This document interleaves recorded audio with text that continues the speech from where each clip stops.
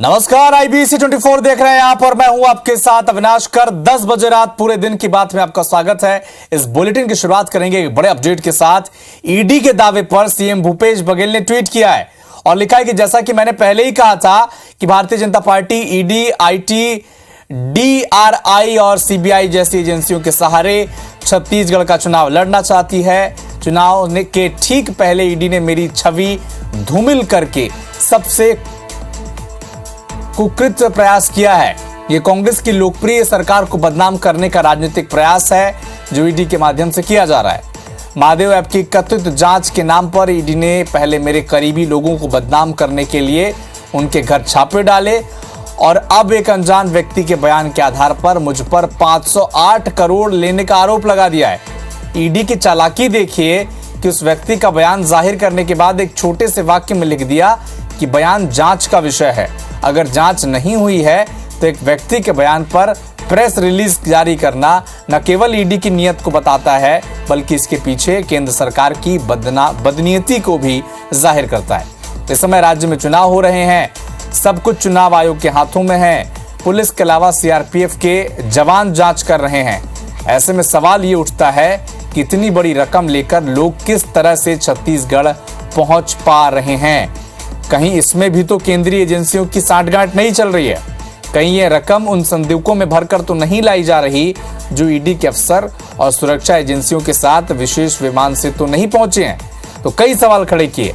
यह भी कहा कि प्रधानमंत्री नरेंद्र मोदी, केंद्रीय मंत्री गृह मंत्री शाह दोनों मिलकर भी कांग्रेस का छत्तीसगढ़ में मुकाबला नहीं कर पा रहे तो वे जांच एजेंसियों के सहारे चुनाव लड़ना चाहते हैं। ईडी के खिलाफ मैंने खुले बयान दिए हैं और जनता को बता रहा हूं कि ईडी किस तरह से काम करती है। वो पहले लोगों के नाम तय करती है, फिर लोगों को गिरफ्तार करती है, उन्हें धमकाती है, डराती है और नाम लेने के लिए बाध्य करती है। इसके लिए वो किसी भी हद तक जा सकती है। तो भूपेश बघेल ने सब लिखा है। सोशल मीडिया साइड एक्सपर्ट, मारना है, डराना है, धमकाना तो बात सामान्य है, लेकिन कांग्रेस इसके लिए तैयार है। कांग्रेस का एक एक कार्यकर्ता इसके लिए तैयार है। ईडी, IT जैसी एजेंसियों के मुकाबले के लिए छत्तीसगढ़ की जनता हमारे साथ है, सीएम भूपेश का दावा है। और आखिरी में वो लाइन, हम लड़ेंगे और जीतेंगे। तो छत्तीसगढ़ में ईडी के दावे पर सीएम भूपेश बघेल का जवाब भी आ गया है। उन्होंने कहा कि इससे बड़ा मजाक क्या हो सकता है। किसी को पकड़कर दबाव बनाकर बयान लेने का मतलब नहीं बनता। बता दें कि ईडी ने प्रेस नोट जारी कर सीएम भूपेश बघेल पर गंभीर आरोप लगाए हैं। ईडी की प्रेस नोट में दावा किया गया कि महादेव ऐप के प्रमोटर्स ने नियमित अंतराल में मुख्यमंत्री को 508 करोड़ रुपए दिए हैं। बीते गुरुवार को ईडी ने रायपुर और भिलाई में छापेमार कार्रवाई की। कैश कुरियर असीम दास और कांस्टेबल भीम यादव को गिरफ्तार भी किया गया है, जो फिलहाल 7 दिन की हिरासत में है। असीम दास के बयान और शुभम सोनी के ईमेल के जरिए और उस आधार पर अब ईडी ने यह दावा किया है। जो आसिम दास नाम के शख्स को गिरफ्तार किया है, उसने आपको 508 करोड़ रुपए भेजे हैं। क्या लग रहा है सर, ये बक्से में यही आया था क्या छत्तीसगढ़? इससे बड़ा मजाक और क्या हो सकता है कि आप किसी सूबे के मुख्यमंत्री पे किसी आदमी से मार पीट के या दबाव डाल के बुलवा दो। मैं किसी को पकड़ लूं और बोल दूंगा यदि प्रधानमंत्री का नाम लेने के लिए, तो क्या प्रधानमंत्री से पूछताछ करेंगे? मतलब किसी की इज्जत उछालना बहुत आसान हो गया है। सर, आपने कहा कि आपको परेशान किया जा रहा है। तो वो तो है ही। अगर ये परेशानी नहीं होती, ये परेशान बघेल इसीलिए ईडी के खिलाफ ऐसी बयानबाजी देते थे क्योंकि महादेव के मामले में वो भी संलिप्त है। अभी रमन सिंह 500 से अधिक लोगों की गिरफ्तारी की है हमने। छत्तीसगढ़ का मुख्यमंत्री अब जुआ, सट्टा, महादेव ऐप वालों से भी पैसा लिया है। शराब घोटाला, कोयला घोटाला, चावल घोटाला वहाँ तक ठीक है, मगर ये तो प्रमाणित दस्तावेज प्रस्तुत कर दिया ईडी ने। अब बचा ही क्या? किसी राज्य के मुख्यमंत्री के लिए इससे ज़्यादा शर्मनाक बात और क्या हो सकती है कि प्रमाण के सहित दस्तावेज में 508 करोड़ लेना बताया गया है। निश्चित रूप से किसी व्यक्ति के ऊपर इतना बड़ा आरोप लगे तो उसे उस पद में रहने का अधिकार नहीं बचता।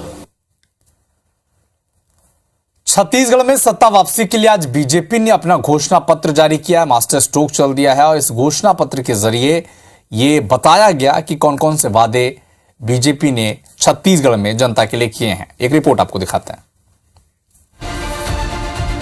छत्तीसगढ़ में सत्ता वापसी के लिए आज बीजेपी ने मास्टर स्ट्रोक के तौर पर अपना घोषणा पत्र जारी किया।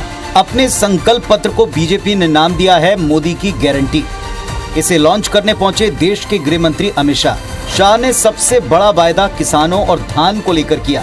बीजेपी प्रदेश के किसानों के लिए कृषक उन्नति योजना लाई है, जिसके तहत 21 क्विंटल प्रति एकड़ धान 3100 रुपए के मूल्य पर खरीदा जाएगा और इसका भुगतान एक मुश्त होगा। इसके अलावा मजदूरों को 10,000 रुपए देने का वायदा बीजेपी ने किया है। वहीं प्रदेश की विवाहित महिलाओं को 12,000 रुपए सालाना देने की योजना नेतारी वंदन योजना का भी ऐलान हुआ। इसके अलावा प्रदेश की गरीब महिलाओं को 500 रुपए में गैस सिलेंडर देने का ऐलान हुआ है। युवा वोटर्स को साधने के लिए 1 लाख पदों पर सरकारी नौकरी देने का ऐलान किया गया है। पीएम आवास को लेकर बीजेपी का ऐलान है कि सरकार बनने पर पहली कैबिनेट मीटिंग में प्रदेश में 18 लाख प्रधानमंत्री आवास के लिए राशि प्रदान की जाएगी। इसके अलावा आयुष्मान योजना के तहत 10 लाख रुपए तक का इलाज होगा, जिसमें शुरुआत में 5 लाख रुपए आयुष्मान बीमा से, जबकि उसके ऊपर खर्च होने पर 5 लाख रुपए सीएम राहत कोष से दिया जाएगा। हर जिले में सिम्स और सीईटी बनेंगे। 21 क्विंटल प्रति एकड़ धान 3100 रुपए के मूल्य से हम खरीदेंगे। एक मुफ्त भुगतान उसका कर किसान को इसकी राह नहीं देगा। 1 लाख खाली पदों को सिर्फ 2 साल के अंदर समयबद्ध टाइम टेबल तय कर हम इसकी भर्ती करेंगे। हम प्रत्येक परिवार को 5 लाख की योजना तो देंगे ही देंगे, इसके साथ साथ 10 लाख तक का पूरा जिसको जरूर पड़ेगी इसका उपचार मुख्यमंत्री राहत कोष से किया जाएगा। घोषणा पत्र जारी करने के दौरान अमित शाह ने भूपेश सरकार पर जमकर हमला बोला। उन पर गोबर घोटाला, महादेव ऐप घोटाले जैसे गंभीर आरोप लगाए। सबको आप कॉपी पेस्ट कर दिए, वो जितना है उसमें कोई मेहनत नहीं और नकल के लिए भी अकल की जरूरत पड़ती है। ये किसानों की मांग थी और भारतीय जनता पार्टी ने कहा कि 21 क्विंटल धान की खरीदी की जाएगी। समर्थन मूल्य 3100 रुपया किसानों को दिया जाएगा। बोनस की राशि एक मुश्त भुगतान किया जाएगा। अब ये 3 दिसंबर के नतीजे साफ करेंगे कि ये घोषणा पत्र क्या बीजेपी के लिए वाकई गेम चेंजर साबित होगा। Bureau report, IBC 24। तो छत्तीसगढ़ में बीजेपी के घोषणा पत्र को कांग्रेस ने जुमला पत्र बताया है। कांग्रेस ने आरोपों की झड़ी लगा दी बीजेपी पर। सीएम भूपेश बघेल ने कहा कि बीजेपी का घोषणा पत्र 0 बटे सन्नाटा है, बिना मेहनत किए कांग्रेस का नकल कर इसे तैयार किया गया है। बीजेपी ने अकल लगाई ही नहीं है। इस घोषणा पत्र में कोई दम नहीं है। अब सबको आप कॉपी पेस्ट कर दिए। 10,000 रुपया भूमि श्रमिक का देंगे तो ये करेंगे वो करेंगे, वो जितना है उसमें कोई मेहनत नहीं और नकल के लिए भी अकल की जरूरत पड़ती। तो इसके घोषणा पत्र में कोई दम नहीं है। पिछले 15 साल में 2100 नहीं दे पाए तो क्या 3100 देंगे। और वो खुद ही कहते हैं कि जुमलाबाजी थी, तो ये तो जो कुछ है उसमें जुमलाबाजी होगा, कोई सीरियस मामला नहीं होगा। तात्कालिक लाभ उठाने के लिए झूठी बातें कर रहे हैं और बाद में कहेंगे हमारा जुमला था, जैसे 15 लाख का कहा। तो लगातार बीजेपी ने जो घोषणा पत्र जारी किया उस पर कांग्रेस हमलावर हो गई है। सीएम भूपेश बघेल ने कड़ा प्रहार किया, कहा कि 0 बटे सन्नाटा है, ये जुमला पत्र है। तो चरणदास महंत ने भी कहा कि इंतजार करिए, कांग्रेस का भी घोषणा पत्र आएगा।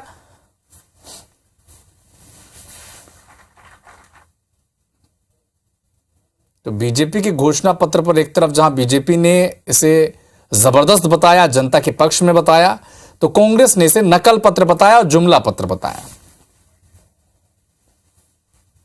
जो मोदी जी ने, अमित शाह जी ने लोकसभा चुनाव के समय जो घोषणा किया, हर एक के ना जेब में 15 लाख की बात की और भी बहुत सारी बात की, बाद में खुद बोलते हैं कि वह चुनावी जुमला था। जब इनके केंद्रीय नेतृत्व लोग अपने जन घोषणा पत्र को, अपने घोषणा को जब चुनावी जुमला बोलते हैं तो ये लोग विश्वास पात्र नहीं है। ये लोग सिर्फ गुमराह करने की कोशिश कर। बीजेपी के राष्ट्रीय अध्यक्ष जेपी नड्डा शुक्रवार को रीवा के त्योंथर पहुंचे और बीजेपी प्रत्याशी सिद्धार्थ तिवारी के पक्ष में चुनावी सभा को संबोधित किया। इस दौरान जेपी नड्डा ने सीएम अशोक गहलोत, भूपेश बघेल और कमलनाथ पर जमकर निशाना साधा।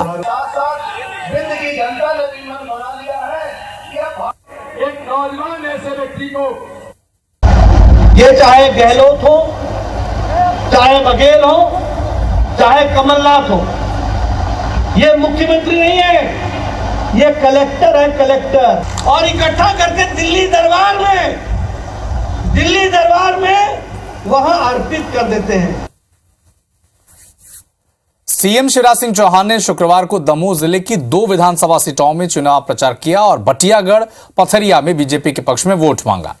मंच से मुख्यमंत्री ने कांग्रेस पर कड़ा प्रहार किया। क्या कुछ कहा, आपको सुनाते हैं।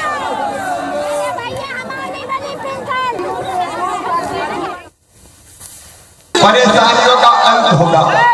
बताओ, कांग्रेस ने कभी पानी दिया क्या? अरे कांग्रेस ने पानी नहीं बचा तो जनता को पानी कहां से देगी? कांग्रेस के नेता तो जय वीरू की जोड़ी हो गए हैं।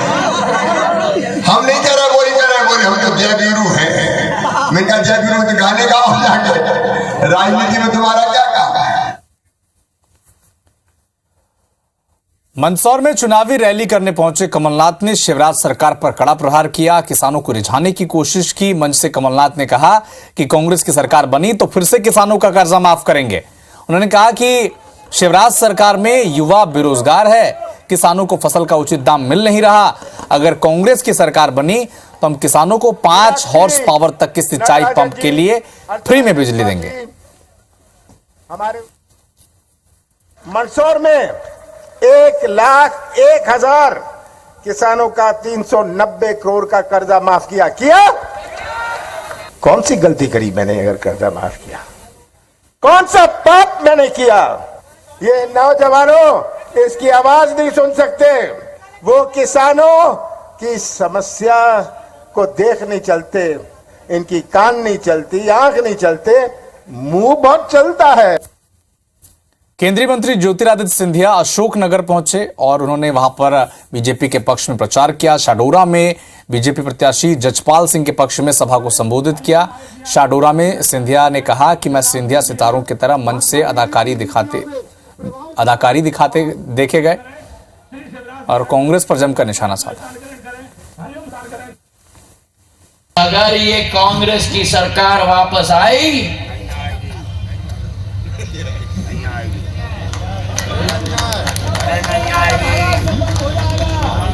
6,000 रुपया जो शिवराज सिंह जी दे रहे थे, क्यों? क्योंकि वो जोड़ी के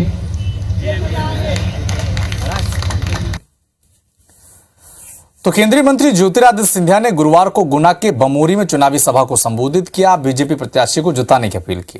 जनसभा को संबोधित करते हुए सिंधिया ने कहा और कांग्रेस पर निशाना साधा। सिंधिया ने कहा कि बीजेपी ने विकास किया है और कांग्रेस ने बंटाधार किया है।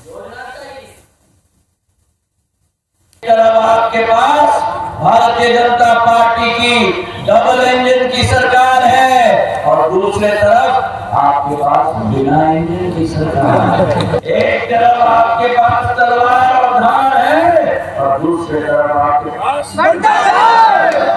17 तारीख को आपसे निवेदन करना चाहता हूँ, मैं इनको आप अपना पूर्ण आशीर्वाद प्रदान करो। जबलपुर में होने जा रही राहुल गांधी की पदयात्रा पर अब सियासत शुरू हो गई है। तय कार्यक्रम के मुताबिक राहुल गांधी 9 नवंबर को जबलपुर की पश्चिम और पूर्व विधानसभा सीट में भारत जोड़ो यात्रा की तर्ज पर पदयात्रा करेंगे। कांग्रेस राहुल गांधी की पदयात्रा को जीत की गारंटी मान रही है, तो बीजेपी ने इस पर तंज कसा है। क्या कहा है, आपको सुनाते हैं। देखिए, राहुल जी हमारे शीर्ष नेता हैं और हम सबके लिए बड़ी खुशी की बात है। उन्हें पूरी भारत जोड़ो यात्रा अभी की, वो भारत को जोड़ने की, लोगों को जोड़ने की और हर वर्ग के काम की, विकास की बात कर रहे हैं। किसी नारे नहीं हो, जुमलेबाजी ना हो, सबका भला हो और सरकार में सबकी सहभागिता बराबरी से रहे। स्वागत है राहुल गांधी जी का, वो जरूर पदयात्रा करें यहाँ पर। अगर उनकी पदयात्रा से कुछ होना है तो जरूर होना चाहिए, कोई ताकत मिलना है तो जरूर मिलना चाहिए। विधानसभा चुनाव को लेकर दोनों ही पार्टियों के शीर्ष नेताओं का दौरा युद्ध स्तर पर जारी है। इसी कड़ी में सीएम भूपेश बघेल आज कांकेर विधानसभा के नरहरपुर पहुंचे, आम सभा को संबोधित किया और कांग्रेस प्रत्याशी शंकर धुर्वा के पक्ष में वोट करने की अपील की। यहाँ विकास नहीं हुए, अब वो दिख भी नहीं करे, किसान के विकास हुए, मजदूर के विकास हुए, पढ़िया लिखा मन पर व्यवस्था करे, ये बोला विकास नहीं दिखा। बोला केवल विकास दिखे, अडानी के 5 साल जैसे बीते आप सब जाना था।